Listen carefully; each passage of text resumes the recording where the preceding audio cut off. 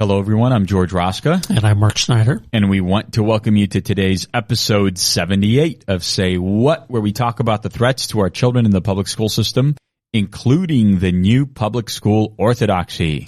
That's right, George. You know, few parents of kids in the public schools really know, or if they do, show concern for the worldview that has taken over our schools in the last, 5 years or so. But an alien worldview has invaded our nation's schools. It comes in many guises, and because of that, it denies easy explanation. But like pornography, people know it when they see it. And its essential features include a number of beliefs that you and I have talked about on this program before. Well, we're going to unpack this new orthodoxy, and Mark, I think it's brilliant for you to use that term because we use things like, ideology, and words now like orthodoxy because they are important. We want parents to understand that this isn't education anymore. It's crossed that boundary a long time ago, and we're finally figuring it out.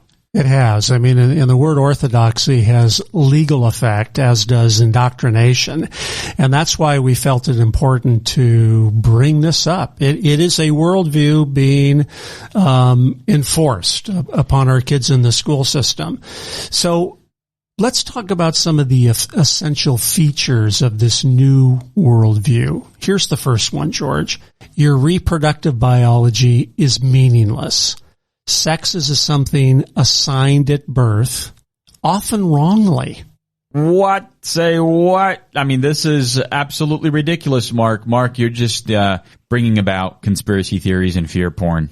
And yet, George, in most of our conferences, we show parents proof that this is actually what's being taught. Books like Who Are You? The King and King, Jacob's New Dress, The Genderbread Person, The Gender Unicorn. These are all teaching tools to enforce the lie that your sex is really meaningless. Yep. But gender, on the other hand, now that is something that's mysterious and fluid that has great importance.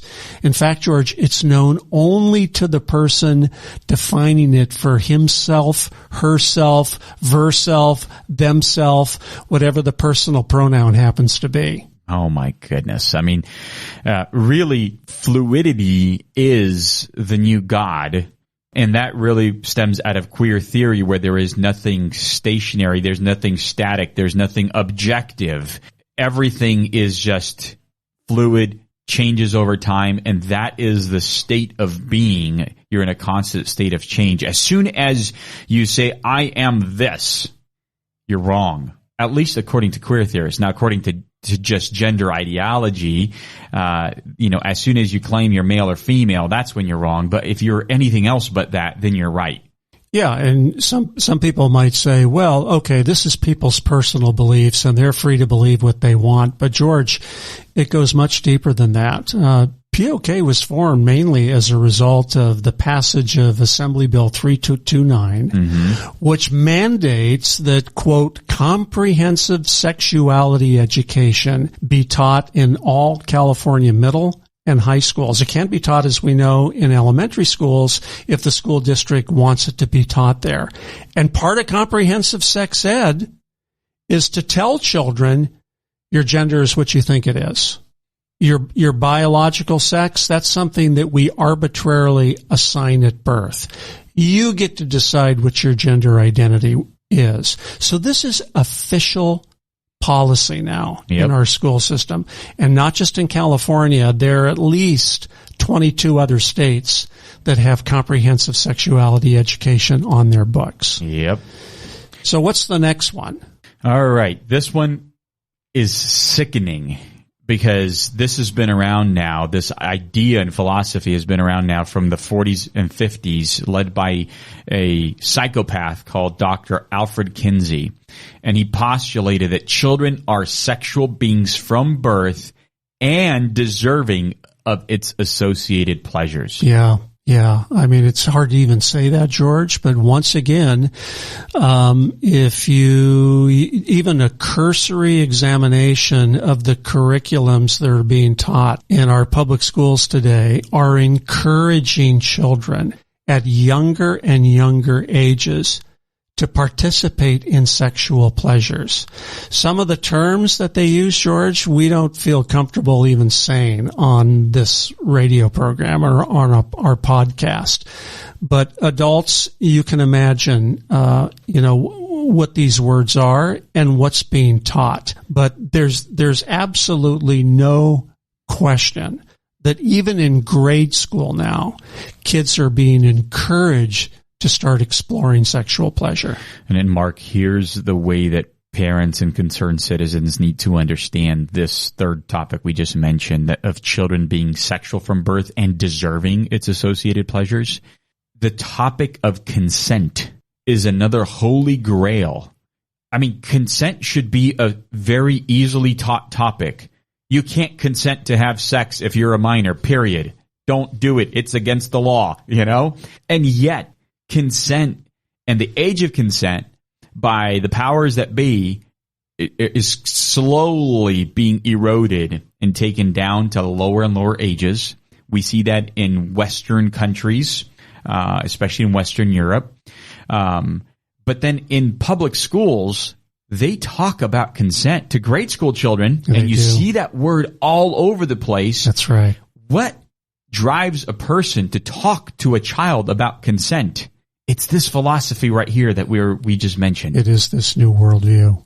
Well, these are the sexual sort of aspects to the new worldview, but it goes, of course, George, deeper than that. Yep. Another tenet of this new ideology is that Western society is in a class struggle between oppressors and oppressed. This comes directly out of Marxism and the Frankfurt School, who were a group of neo-Marxists in the early 20th centuries who were invited by John Dewey to come to Columbia University once Hitler started taking over Germany. And this ideology started to invade all our higher learning academics, including Columbia, Harvard, Brandeis, Princeton, and of course out here in California, Berkeley, teaching that Western society is inherently corrupt and that we are in a class struggle between those who are oppressors, who tend to be light-skinned people, and those who are oppressed that unfortunately tend to be dark-skinned people. This is what's taught in our school system today. And this is more and more prevalent, and parents have gotten to see this now, post-COVID with Zoom classes. This is real. It is happening everywhere. This is what we call critical race theory, and it's now the law in California under ethnic studies, which high schoolers at a minimum have to learn this stuff in order to graduate from high school. But it gets worse yet, George. Number 5, moral authority is conferred upon those who lay claim to overlapping spheres of victimhood, what's called intersectionality.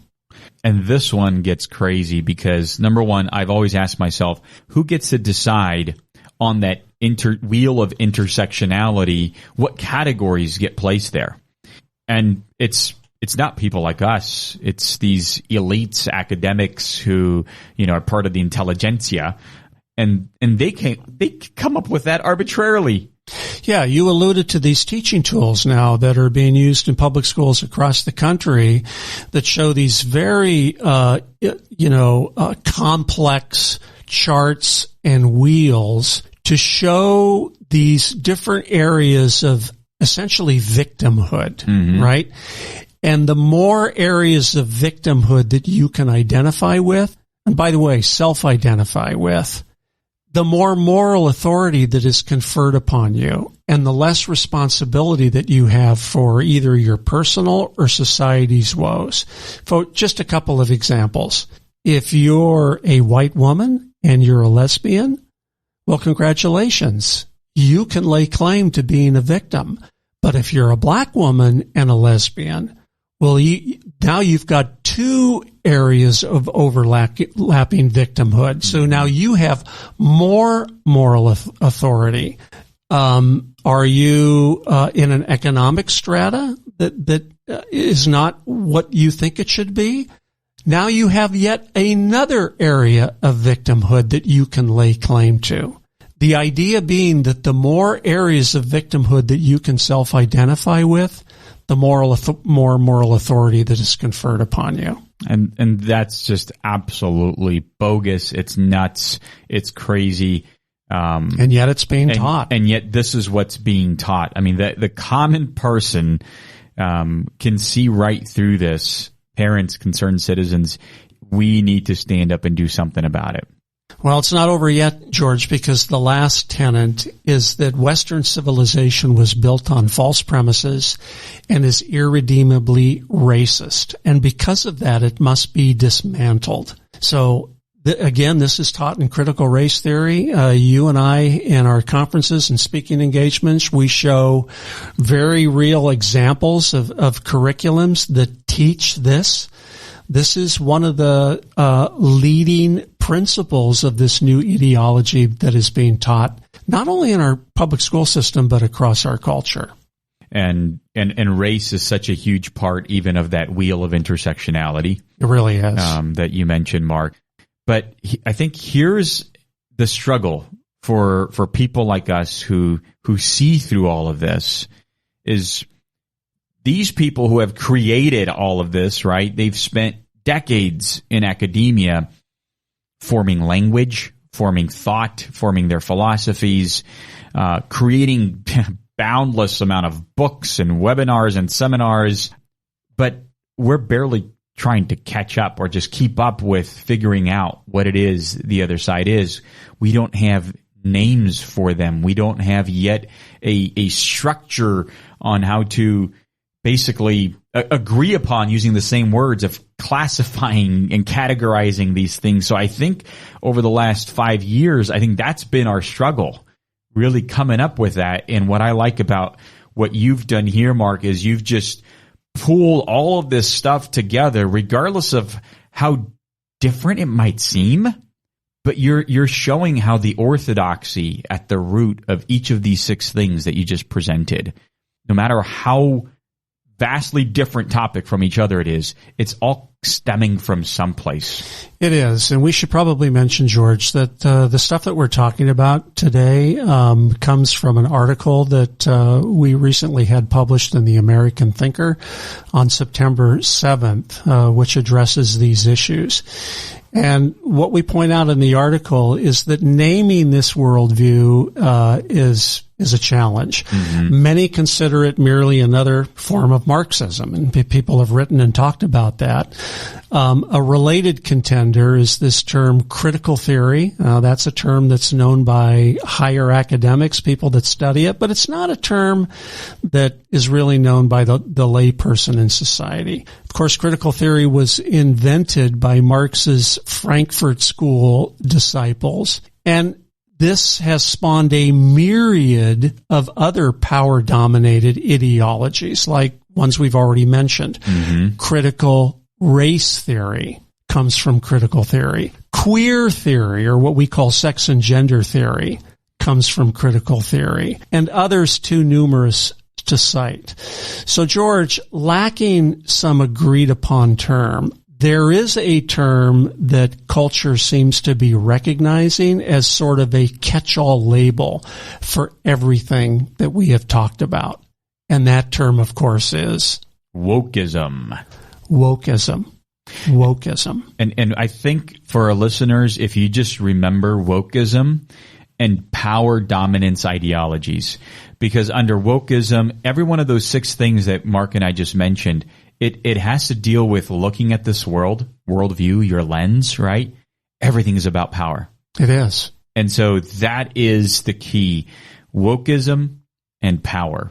Just remember that, and that will just help kind of unlock the mystery of all of their premises. Now, of course, there may be some of our listeners out there thinking, well, these are pretty outlandish claims, these crazy ideologies. Where's the proof that this is actually being taught? Well, George, as we both know, the evidence abounds that it's being taught, and we'll just give a number of samples. First introduced in New York, BLM-inspired curriculums. And by the way, the founders of BLM, by their own admission, are trained Marxists. They teach school kids to challenge the nuclear family and to resist, quote, white culture and to free themselves from the tight grip of heteronormativity. Say what? What is heteronormativity? Yeah. Basically that means that if you're comfortable in your biological sex, then that's a bad thing. You need to resist that. Cis heteronormativity. Yes. Ooh. Yep. Here's another example. In Minnesota, there's a plan to fire light-skinned teachers for unrepresented minority groups. In fact, the Minneapolis Federation of Teachers have a new contract that they're putting into place where they write, if accessing, meaning laying off, a teacher who is a member of a population underrepresented among licensed teachers in the site, the district shall access the next least senior teacher who is not a member of an underrepresented population. Say what? So if you can't lay claim to some victim identities and intersectionality, you may be on the chopping block for a job as a teacher in the state of Minnesota. Isn't that against federal law? Should be. Here's another example, George. Schools in Illinois teach grade schoolers to celebrate the transgender flag, break the gender binary established by, quote, white colonizers, and practice using ze, zer, and tree pronouns. In fact, across the nation, children are taught to deny their biology and embrace a spectrum of made-up sexual identities. I think these people are so infatuated by white people. We're giving white people too much credit. We're not that smart. I agree. I certainly agree with that. I mean, every time I read something about white colonizers, I mean, these guys are responsible for everything in this world. Yeah, that's right. Yeah. Well, it gets worse, George. In California, state law now requires that boys' bathrooms now have tampon dispensers. Say what? This was the Menstrual Equity Act. In fact, gender dysphoria has become a social contagion, with school officials encouraging troubled children to get puberty blockers, cross-sex hormone treatment, often without parental consent. This is absolutely ridiculous. Boys do not need tampons. In Nevada, William Clark, a high schooler of mixed race, was told on pain of not graduating to, quote, label and identify his gender, racial, and religious identities, then determine the areas of, quote, privilege and oppression, and to unlearn his family's Judeo-Christian beliefs. Say what? Yeah, that happened in Nevada. So it's not just in crazy California. This is happening everywhere. And of course, George, supporting all this is what we call the hegemonic power of woke teachers unions, like the NEA, the American Federation of Teachers, the California Teachers Associations, who are working in concert with powerful groups like Planned Parenthood, SIECUS, GLSEN, and the Human Rights Campaign, all advancing the same worldview. So there's a big collusion going on. There is indeed. So this begs the question, George, what can we do? What can parents do about this? What can be done? Because all of this is happening, by the way, at taxpayer expense. Yes, we have to do something. So first, parents of school-age children have to assert themselves in their children's educational lives. And look what happens when we do that, Mark. Yeah, the earthquake in Loudoun County, Virginia. Exactly. Where parents discover what their kids were learning, and they overturned the governor's race in there. Terry McAuliffe was expected to win, and then he made the statement, parents should leave the education of their children to the professionals. which Glenn Youngkin made a campaign issue, and he won the election. That needs to happen all over the country. Parents need to start asserting themselves in their kids' education. And parents, another piece of good news is Moms for Liberty is an organization out there that's helping parents run for school boards. And I think their candidates around the country are winning like in over 2/3 of the cases. Yeah, it's a great organization. Yep. So that's one thing parents absolutely need to be doing. The second thing, George, is that responsible citizens need to make public education a priority in their voting decisions. Yes, yes, yes. This is critical. So, for example, school choice initiatives must greatly expand to end what is a government monopoly. And voters have to carefully vet what candidates stand for. What are their voting histories? Exactly. What do they believe in? To the school district, to the state house, and voters cast your ballots accordingly.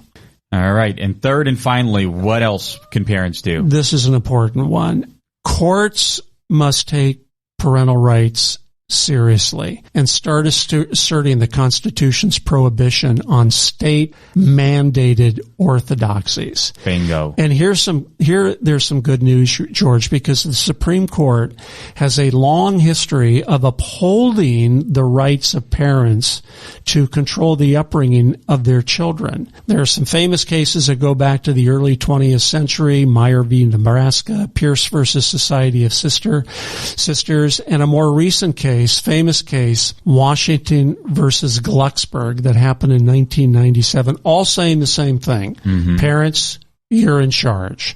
Lower courts have not been as friendly, unfortunately. There was a famous case out of Massachusetts in the First Circuit called Brown versus Hot, Sexy, and Safer. And then, of course, the infamous case out of the Ninth Circuit, Fields versus Palmdale School District, which said, in essence, parents, you lose your right to control the upbringing of your children when you drop them off at the school door. Say what? The only way that's going to change, George, is if courts start taking parental rights seriously. They have to do that.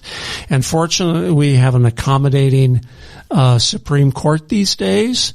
And so we are looking at POK for plaintiffs who think their constitutional rights are being violated by some of the things that we've mentioned here today. We have an incident report you can fill out on our website, because we think the time to challenge this state-sponsored orthodoxy is now. As the famous case of Board of Education versus Barnett said, they concluded, Justice Robert Jackson, if there's any fixed star in our constitutional constellation, it is that no official, high or petty, can prescribe what shall be orthodox in politics, nationalism, religion, or other matters of opinion, including teachers enforcing their worldview on our public school kids. Amen, Mark. Parents, concerned citizens, this is all the time we have for today, but you just heard this is the new orthodoxy in public schools. You have to stand up against it. Join POK by going on our website, getting yourself informed and educated, hitting the request a speaker button if you want Mark or I to come out and speak to your parent group, to your local church, local organization, or even hitting the donate button and being a generous donor and supporter of the POK 501c3 ministry. So please do all of those things. Stand up, get involved in your children's education, and hopefully we can turn this ship around. Until next time on Say What?